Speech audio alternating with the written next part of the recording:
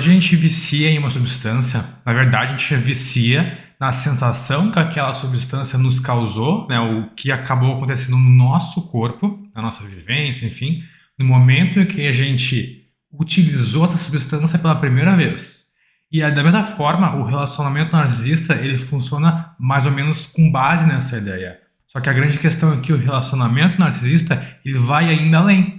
Porque quando a gente, por exemplo, vicia numa droga, como eu acabei de explicar, né, de uma maneira muito sucinta aqui, o motivo, né, como funciona a questão do vício, o relacionamento narcisista, tu também acaba viciando lá no início, né? Então, quando vocês se conhecem, não é ruim. Quando vocês se conhecem, muito pelo contrário, as coisas elas começam a fluir, as coisas dão certo, a gente encontra alguém que quer nos ouvir, a gente encontra alguém que tem interesse na nossa história, alguém que tem interesse no nosso passado, alguém que quer saber nossos planos para o futuro. Ou seja, tem alguém muito interessado na gente e aquilo nos causa uma descarga de vários hormônios, de vários neurotransmissores e, consequentemente, a gente vai se abrindo, a gente vai cada vez mais se entregando para aquela pessoa e, literalmente, entregando as nossas informações na mão dela. E com o passar do tempo, né, como a gente sabe que no relacionamento narcisista as coisas são passageiras, elas não são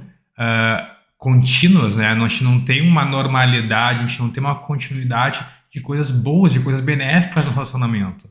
Então a pessoa, aos poucos, ela começa a te manipular, ela começa a pegar as informações que tu passou para ela, que tu forneceu, inclusive as que ela conseguiu filtrar através da observação, né, de ti, do teu cotidiano, do teu dia a dia.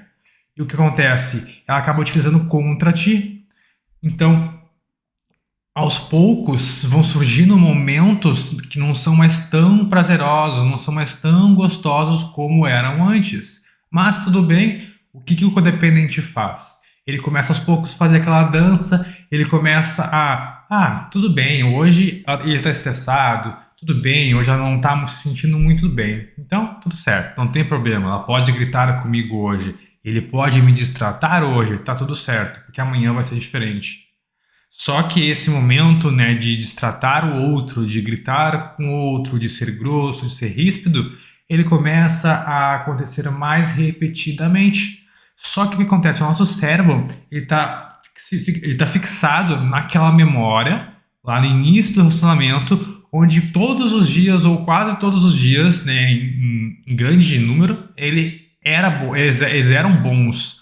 Então a gente acaba criando a gente acaba se atrelando àqueles momentos de prazer, aqueles momentos onde a pessoa te ouviu, aqueles momentos onde a pessoa te deu atenção.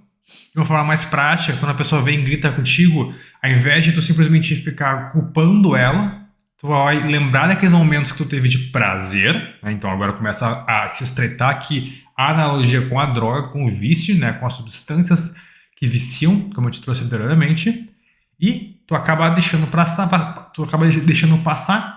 porque aquela mera lembrança dos momentos de prazer, quando tu coloca numa balança, eles são maiores do que as dores. Isso mais no início do relacionamento, porque ao passar do tempo, começam a ter mais momentos de dores do que momentos de prazer.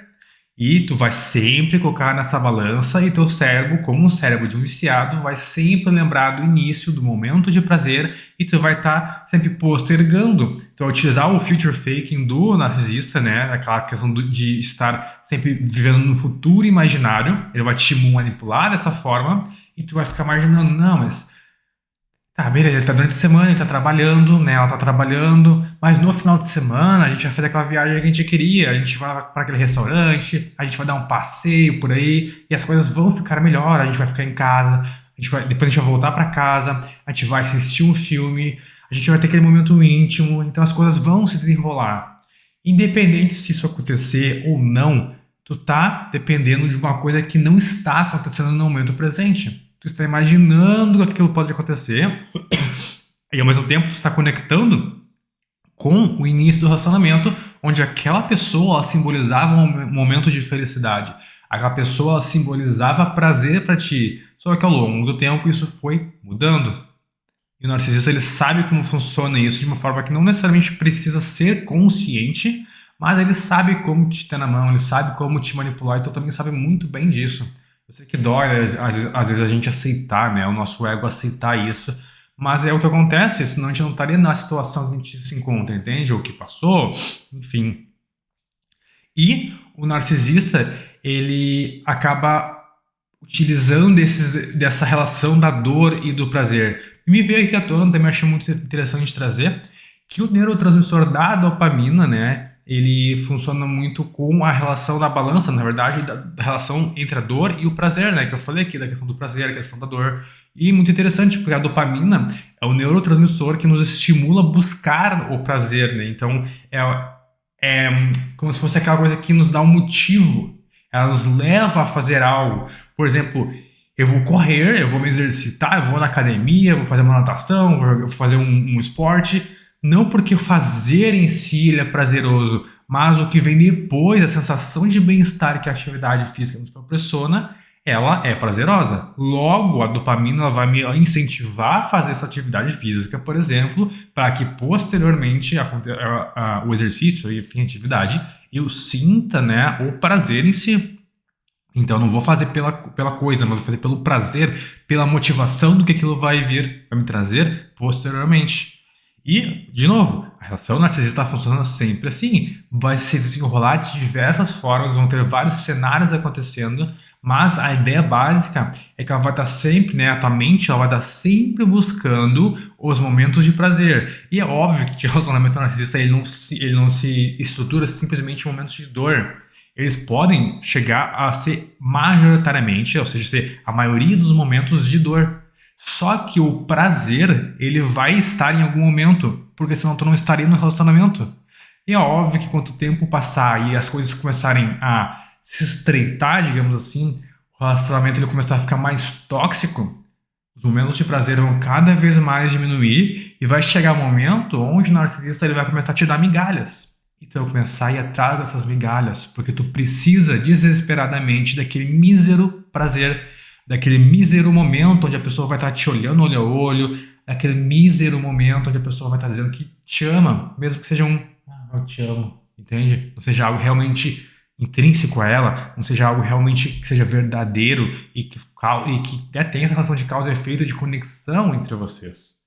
Então, essa dança entre esse prazer, essa dor, é algo que eles estão até relacionados, né? Eu te trouxe essa ideia da dopamina, né? Desse neurotransmissor, justamente porque é uma balança, né? É a mesma coisa, a gente, por exemplo, quando vicia numa substância, chega um ponto em que a gente não tem mais prazer. Então a gente precisa buscar utilizar essa substância para ter o mínimo possível, para a gente estar normal. E a mesma coisa se torna a relação com o narcisista. E do mesmo modo, o prazer está conectado à dor. Ou seja, quando tu sente a dor, quando, por exemplo, o narcisista vem e grita contigo, bate em ti, te xinga de alguma forma, te agride, né, fisicamente, psicologicamente, enfim, te distrata, seja grosso contigo, tu acaba acionando, buscando compensar pelo prazer, e o prazer é imaginário, porque é algo que ficou lá no passado. E como dentro da dinâmica do narcisismo, né, da relação com o narcisista, tem muito do future faking, né? Dessa projeção imaginária de um futuro que talvez, né, provavelmente nunca vai chegar, é algo imaginário. Tu busca, no momento da dor, o prazer, e no caso da relação do narcisismo, é o prazer muitas vezes imaginário. A gente pensando que vai aturar algo nesse momento presente, porque posteriormente a gente vai ter um prazer, a gente vai ter um prazer seja através do nosso próprio prazer, do autoprazer, ou através de ver a pessoa, no caso o narcisista, tendo algum prazer, né, de alguma forma. Então, essa balança acaba compensando dessa forma, ou buscando compensar, que seja mentalmente, que seja imaginativamente, e a gente acaba se estendendo cada vez mais essa relação e se perdendo, não só, né, na relação em si, mas principalmente se perdendo da gente mesmo.